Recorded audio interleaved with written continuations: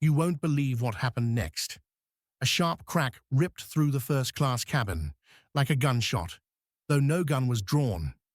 Silence dropped, heavy as oil, until every soul aboard Starlight Airlines Flight 112 was staring, mouths frozen, hearts thundering. All eyes fixed on two women. One, a flight attendant, her hand mid-air, face twisted in rage and disbelief. The other, a black woman in a grey sweatsuit, cheek flaming red, her expression not of pain, but fierce, Arctic calm. The attendant had just done the unthinkable, slapped her, and the woman she struck was about to rewrite everything. 72 hours earlier, Dr. Alani Williams had been in a glassed-in Geneva boardroom, presentation clickers echoing across marble, eyes lit with fire, fueled by espresso and sheer ambition.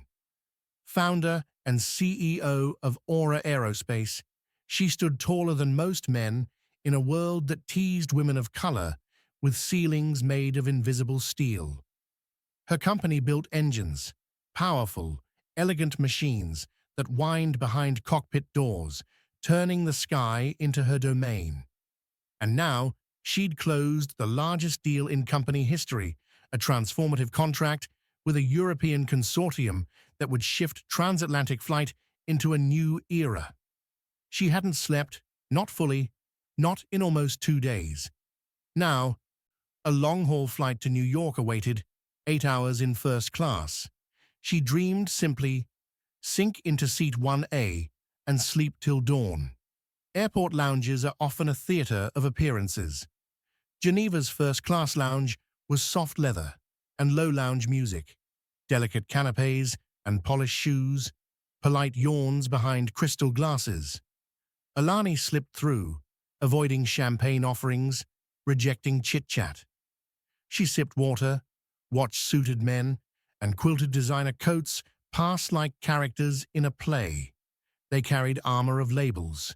She carried her achievement, though it was invisible, in a sweatsuit. She preferred comfort over recognition today.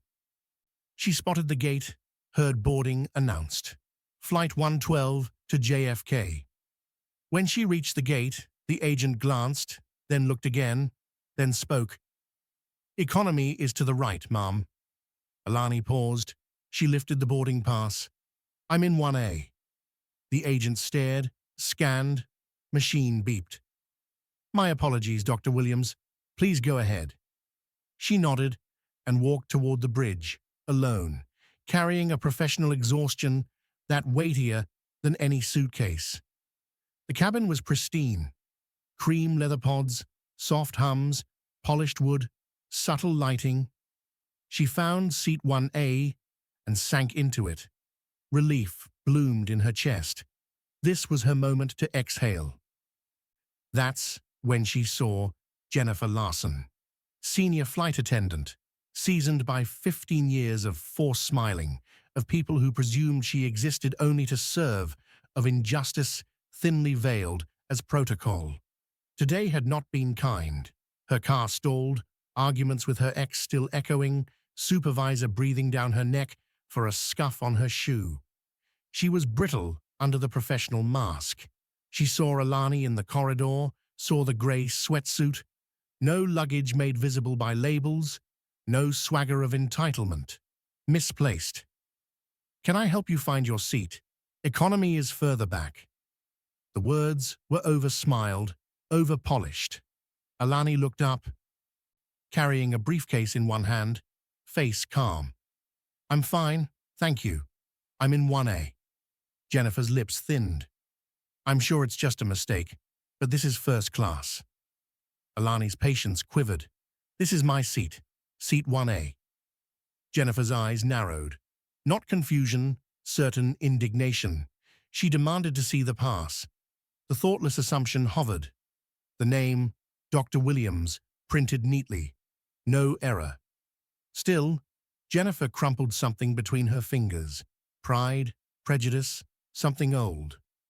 "We'll need to go back to the gate. There must be an error." The cabin filled around them, murmurs, shifting bags, polite coughs.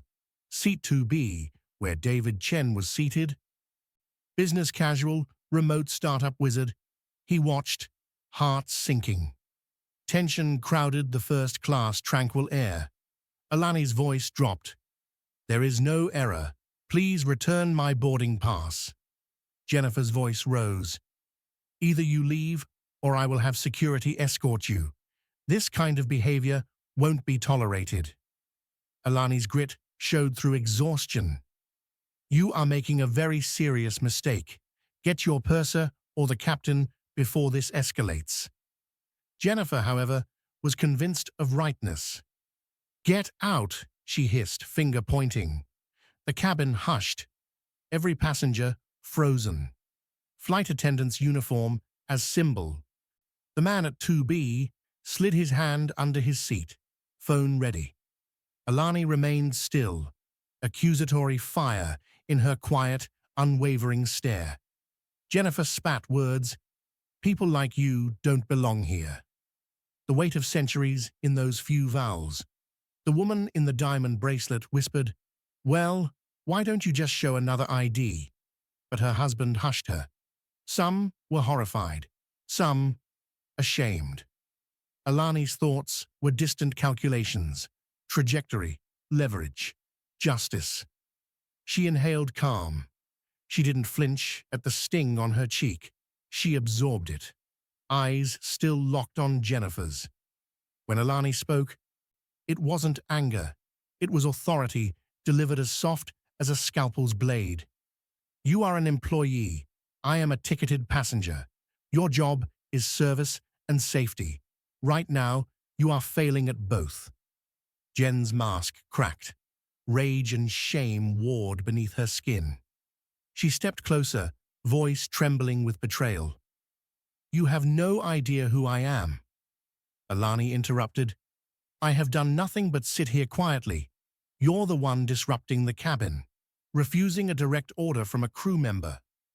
From 2B, David Chen spoke up. "She assaulted this passenger." Jennifer whipped around, panic shimmering. Whatever Jennifer believed, whatever her internal storms, crossed the line at pain. And then she lost control.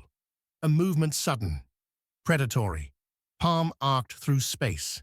Slap. The resounding crack echoed. Shock, horror, a baby's cry. Someone gasped. David Chen's phone lifted, recording. Jennifer's hand fell, her eyes wide, mouth half open.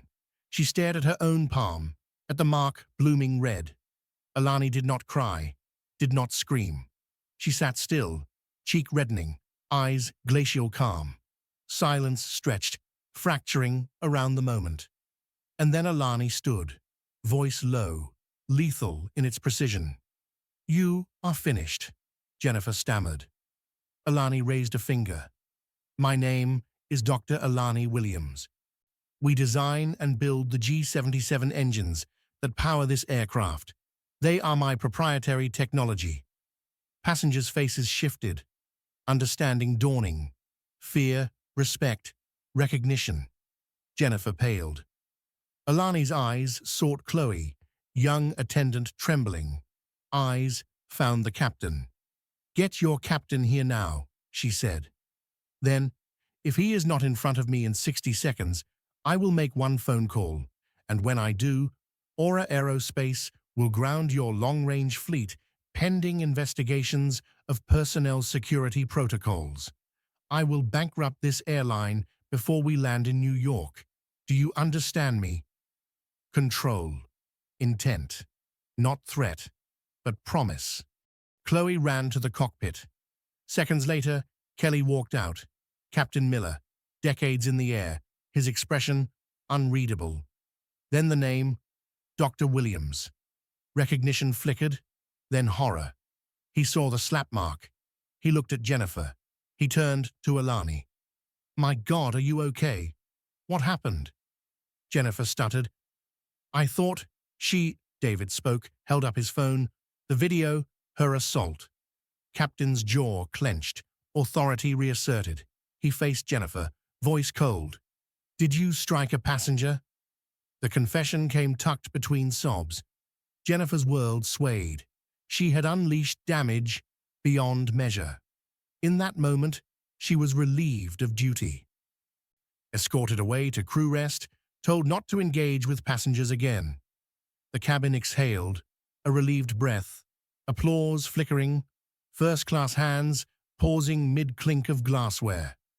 The captain apologized deeply. "There is no excuse," he said. But Alani did not accept his apology as enough. She sought systemic accountability. She wanted the spike to hurt the structure, not just the sharp tip. Alani's cheek throbbed, not from the slap so much as from the weight of the repetition. This had happened many times in thinner forms. Orangey looks, dismissals, disbeliefs. Today, it was flagrant. She typed, "Legal, PR, board." Emails departed like missiles. Incident report to lawyer. Video evidence, witness names. To her PR chief, shape the narrative, control the message, focus not on her as victim, but on what this exemplifies. To board, this is not liability, it's pivot. They will frame this moment as transformation. On board, whispers spread. Between meals and tray tables, the story mutated until it was legend. "She owns the plane's engines," someone said. "She owns the plane." Reality began to shift. Hours crawl by at 30,000 feet. First-class flight attendants moved with reverential speed, an almost kinetic energy, not from pity, but from recognition. Alani refused everything but water.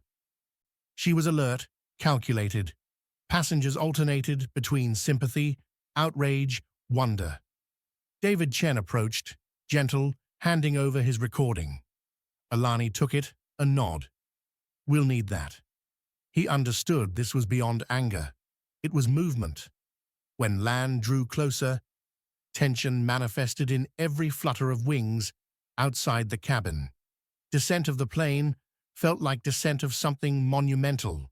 They landed, not at a terminal, but at a remote stand. Lights flashing. Authorities waiting. CEO of the airline, Robert Sterling, emerged, pulled from a crisis meeting. Eyes bloodshot, mouth taut. Seeing Alani step down, radiant with both injury and resolve, he understood this was not going away. The door opened. Officers boarded. Jennifer, puffy-eyed, handcuffed, taken off. Every passenger watching, recording, their gaze notebooks of justice. Sterling approached. "Dr. Williams, I am profoundly sorry." Alani's voice softened, not the pitiful tone, but the incisive. "Are you sorry for what happened? Or who it happened to?" She walked past him. Lawyers would negotiate. Terms would be set. But for now, she stepped into her car, into the press, into the moment she had engineered. Within the hour, video was trending. Hashtags bloomed. Water starlight slap, harsh justice for Dr. Williams. Airline stocks bled. Partners severed ties. Boycotts organized. Sterling's life became crisis after crisis. The legal team did not settle for money. Money alone wouldn't erase the insult. Alani demanded change, an initiative, external audits, overhaul of training, apology from the very top, cultural transparency. She wanted policies that stung, not just statements that soothed. In the boardroom a few days later, Sterling's offer was modest. Alani dismissed it. He proposed millions, some numerical balm. She leaned in, voice heavy. "You offer me 20 million as if that buys my dignity, but my worth cannot be banked. My humanity cannot be settled with a wire transfer. You think this is about you wanting it to go quiet." She pushed across a thick portfolio, its terms jagged and non-negotiable. No financial claim. Instead, a bold initiative named for her, 50 million fund for change. Corporate audits, public accountability, training, recruitment, visible action. She wanted no patch. She was the iceberg. Sterling's lawyers gasped. This was without precedent, but she was calm. She had built the leverage. She had named the system, exposed its design. She was not asking. She was commanding. He accepted. The terms laid out, signing under glare of cameras. She didn't need to gloat. She simply stood when cameras pointed, dignified, scarred, unbowed. First Aura Initiative Gala. Months later, young women from across continents beamed in gowns and caps. Students, engineers, innovators. Her scholarship recipients shaking hands, holding dreams where she had once held inoculation. The red mark faded from Alani's cheek, but the scar left on the sky of that airline, on the consciousness of that industry, was indelible. Jennifer Larson's life unraveled. She lost her job, her reputation, her security. Local news, national news, internet unforgiving. She tried to apologize. She tried to explain, but words were thin, fragile. Her world shrank. A criminal record. Nobody wanted to hire her. She moved away, became someone no one knew. Her marriage collapsed. Her family fragmented. The slap that changed everything. But for Alani, this was never about retribution alone. She turned injustice into architecture. She built a monument from her pain. The Aura Initiative changed training programs, rewrote flight attendant manuals. It forced airlines to look inward.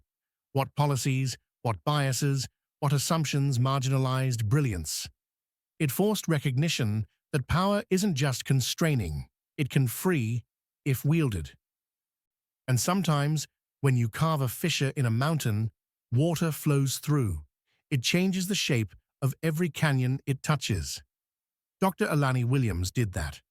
From Seat 1A, she carved a new path, one where being seen was not a luxury, but a right. The engines she built roared overhead, carrying her victories, her moment of clarity, and her future. She walked from that tarmac not just as a CEO or founder, but as someone who insisted the skies belonged to her too. What would you have done if you were in her seat? Do you think the consequences were justified?